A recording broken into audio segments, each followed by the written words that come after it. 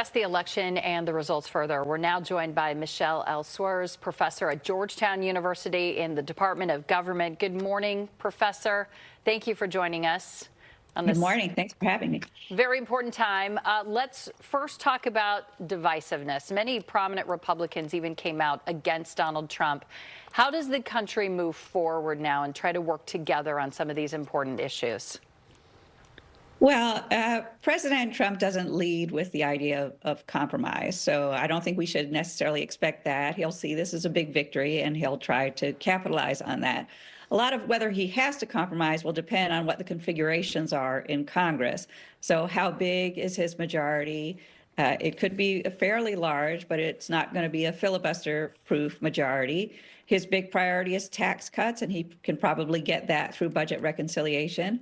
It's not yet clear who controls the House and by what margin. So if Democrats gain control of the House, then for legislation, he'll be forced to work with them. If Republicans maintain control, it's still going to be by a very small margin. And sometimes some Republicans go off the reservation, so then he might still have to reach out to some Democrats on legislation. But for what he can do through executive action, and he will try to do a lot through executive action, there he's not likely to try to compromise. All right. Speaking of in action, Donald Trump, now the first convicted felon to be elected president. Does this entire case against him drop? Will he now have no accountability for his actions?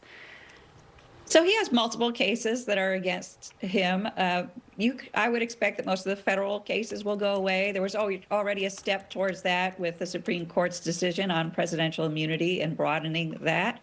But now that he'll be in control of the Justice Department, you don't expect the cases done by Jack Smith to be going forward. Some of the state-level cases he does not have control over, but you can imagine that they'll be delayed. And he has a lot of legal actions that will be delayed. You might see some civil things go forward, but also delayed and probably till after his presidency. So even past presidents, such as Bill Clinton, who had various civil cases against him, he made settlements years later in certain sexual harassment-related cases. So perhaps you see something like that happen down the line once he's not president anymore. But I don't expect that he'll face immediate consequences. As a political science and government professor, certainly a lot to discuss in this election.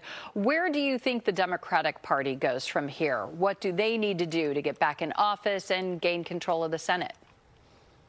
So if we're looking just at the Senate, they actually have fairly difficult maps in 2026 and 2028. So in 2026, they have seats that are up in Georgia and I think Michigan. In 2028, some of the people that won recently in Pennsylvania, like Fetterman and Mark Kelly in Arizona and Catherine Cortez Masto in Nevada, are all up again in 2028. But that's, of course, a presidential election year, too.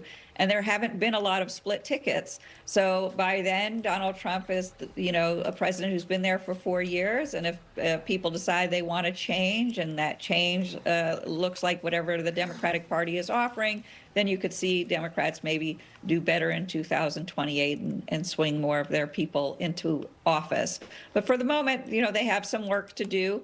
The midterm elections usually go against a president's party by some, so they might regain control of the House then if they don't now, but they certainly have some work ahead of them. Really quick before you go, just one specific thing that you think they need to do, the Democratic Party, in that work.